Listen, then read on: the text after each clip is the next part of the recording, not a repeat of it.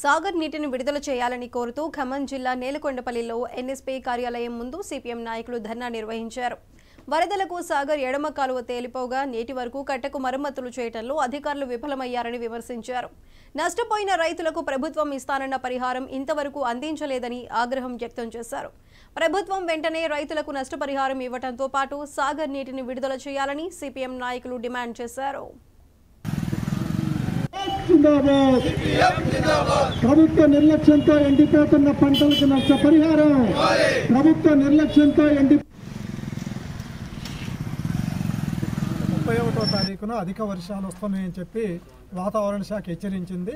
అప్పటికే సాగర కాలువలు నిండుగా వస్తున్నటువంటి పరిస్థితిలో వరదలు తోడయి ఇక్కడ ఊళ్ళు మునిగిపోతాయని మల్లాయగూడెం దగ్గర గండ్లు పెట్టారు. ఇవాటికి 21 రోజులైనా గండ్లు పోర్చడంలో అధికారులు అట్లే దాన్ని పర్యవేక్షించే పని చేయటంలో ప్రభుత్వ యంత్రాంగం విఫలమైనందున ఇవాళ వరదల్లో మునిగిపోయిన 600 ఎకరాలు కాక అదనంగా ఈ ప్రభుత్వ నిర్లక్ష్యంతో ఇంకొక 600 ఎకరాల భూమి నేలకొండపల్లి మండలంలో నాటుబెట్టిన వరి పొలాలు 15,000 నుంచి 20,000 పెట్టుబడి పెట్టిన రైతుల పొలాలు ఎండిపోతున్నాయి. దీన్ని కాపాడాలని చెప్పి మేము ఎన్ఎస్పీ అధికారుల దగ్గరకు వచ్చాం.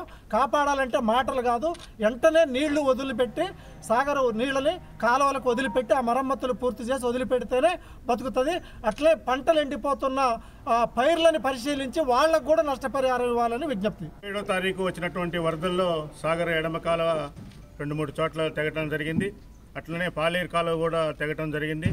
కానీ 22 రోజులు అవుతున్నా కూడా ఇంతవరకు ఆ కాలువల్ని రెక్టిఫై చేసి సాగర్ జలాల్ని రైతులకి ఎండిపోతున్న వరి పొలాలకు ఇచ్చే పరిస్థితి లేదు. ఇవాళ ఎంతోమంది రైతులు పెట్టుబడులు పెట్టి రైతులంతా కూడా ఇవాళ చూస్తున్నారు. ఆ నీళ్లు వస్తే తప్ప బతికేటట్లేదు వరి పొలాలు కాకుండా చెరుకు చేలు కూడా పాలేరు ప్రాంతంలో ఉన్నటువంటి కొన్ని ఎండిపోతున్నాయి. పాలేరుకి నిన్న మొన్ననే కొద్దిగా నీళ్ళు ఇస్తున్నాం అంటున్నారు, అవి కూడా రావట్లేదు. 250 క్యూసెక్కులు రాకపోతే ఆ పాలేరు కూడా కిందికి నీళ్ళు వచ్చేటటువంటి పరిస్థితి లేదు.